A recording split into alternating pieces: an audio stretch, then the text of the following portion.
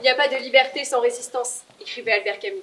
Mesdames, Messieurs les jurés, chers professeurs et chers camarades, nous nous tenons aujourd'hui devant vous afin de débattre d'un sujet qui nous tient particulièrement à cœur, résister. Mais qu'est-ce que résister? Résister, c'est ne pas se soumettre, ne pas céder face à la pression de la société. C'est choisir de s'opposer, de lutter face à des idéaux qui ne respectent pas nos valeurs. C'est choisir de se battre pour ce qui nous semble juste et savoir dire non. Bien plus qu'un simple mot, résister est avant tout un acte de révolte plein de détermination et de courage qui a façonné l'histoire et permet de nombreux changements dans la société. Au cours des âges, de nombreuses personnes se sont révoltées et ont résisté au nom de leurs droits et de leur liberté. Nous voudrions commencer par revenir des siècles auparavant, pendant l'Antiquité. Car non, résister, ce n'est pas un concept récent. Déjà à leur époque, les Gaulois, oppressés par les Romains, se sont levés contre l'assaillant. Ce premier acte de résistance, gravé dans les mémoires de tous, s'est soldé par un échec. Cela aurait pu décourager les générations à venir, mais bien au contraire. Plusieurs siècles plus tard, les résistances médiévales se sont mises en place. L'Europe chrétienne face aux Vikings ou aux Sarrasins. Mais nous ne pouvons pas parler du verbe résister sans citer le XXe siècle, où s'est développé un mouvement de résistance féminine inédit. Elles se sont battues pour obtenir plus de droits et ont permis à la société d'évoluer.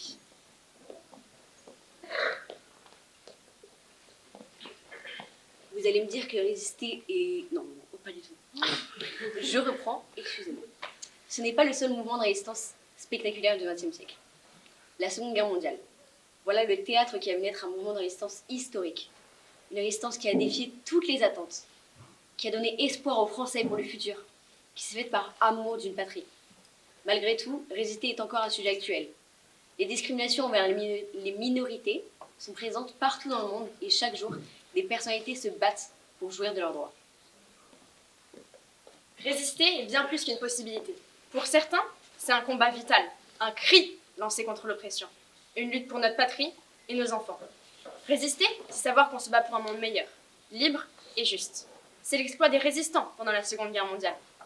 Ils n'ont jamais lâché... excusez-moi.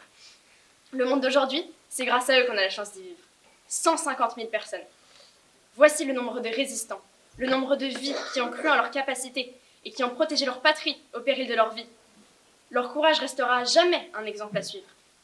C'est grâce à leur résistance héroïque que la France est encore française aujourd'hui. Mais loin de s'éteindre après ces événements, la flamme de la résistance a continué à briller. Un nouveau chapitre de l'histoire s'est ouvert sur une guerre sanglante et inoubliable, celle d'Algérie. Là encore, des hommes et femmes se sont levés et ont résisté contre le régime en place pour défendre leur indépendance. Le Front de Libération Nationale a mené un combat acharné contre les troupes françaises. Dans les villes, villages, montagnes, des hommes et femmes se sont levés et ont résisté pour obtenir plus de droits. Ils n'ont jamais baissé les bras et ont tout mis en œuvre pour triompher.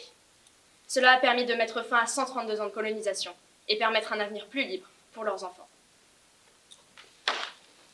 Mais résister ne se limite pas qu'à la guerre. Résister, c'est aussi permettre de profonds changements dans la société. Qui, je vous le demande, qui a osé se lever afin de combattre, combattre un système patriarcal et une société discriminatoire? Les femmes. Et c'est pour ça que je demande à toutes les femmes dans cette salle de se lever.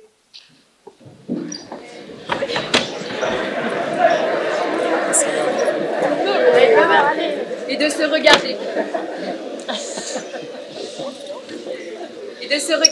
Car c'est des femmes comme vous qui, pendant la Grande Guerre, ont pris la place des hommes dans la société. Des femmes comme vous qui ont prouvé qu'elles aussi pouvaient résister et elles aussi pouvaient travailler. Des femmes comme vous qui ont prouvé qu'elles aussi pouvaient gérer une famille et la protéger. C'est grâce à elles qu'aujourd'hui, nous les femmes, avons autant de droits en France. Prenez par exemple les suffragettes. Le droit de vote, c'est grâce à elles. Elles se sont battues et ont résisté jusqu'à obtenir ce qu'elles revendiquaient.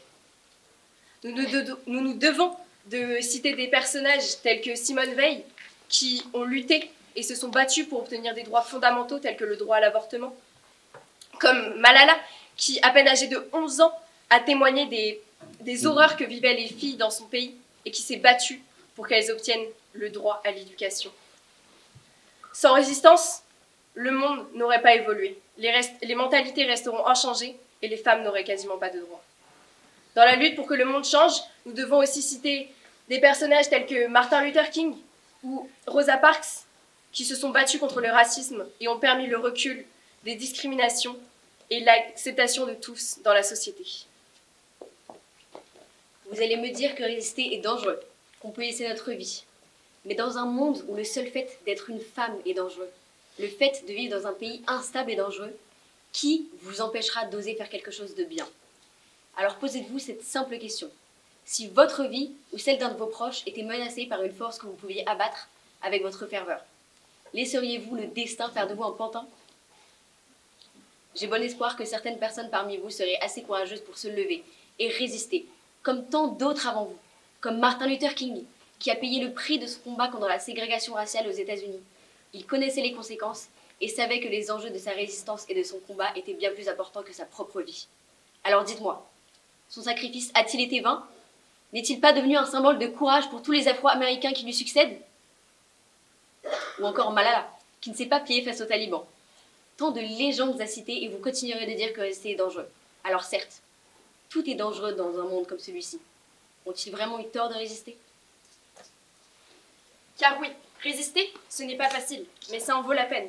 Il faut oser se rebeller, ne pas se soumettre face à l'inacceptable. Résister, c'est un acte de bravoure qui change l'histoire, la fait évoluer. Résister, c'est aller de l'avant, ne pas changer pour s'intégrer. Résister, c'est aller au-delà des peurs et des risques pour défendre ce à quoi l'on tient. Résister, c'est poser une pierre pour bâtir un monde meilleur. Résister, c'est refuser de se plier tant qu'on n'a pas obtenu justice et liberté. Résister, c'est décider de vivre debout, de se battre et de combattre l'injustice. Alors aujourd'hui, décidons d'être ceux qui transforment l'espoir en réalité et le courage en victoire. Alors aujourd'hui, ensemble, levez-vous.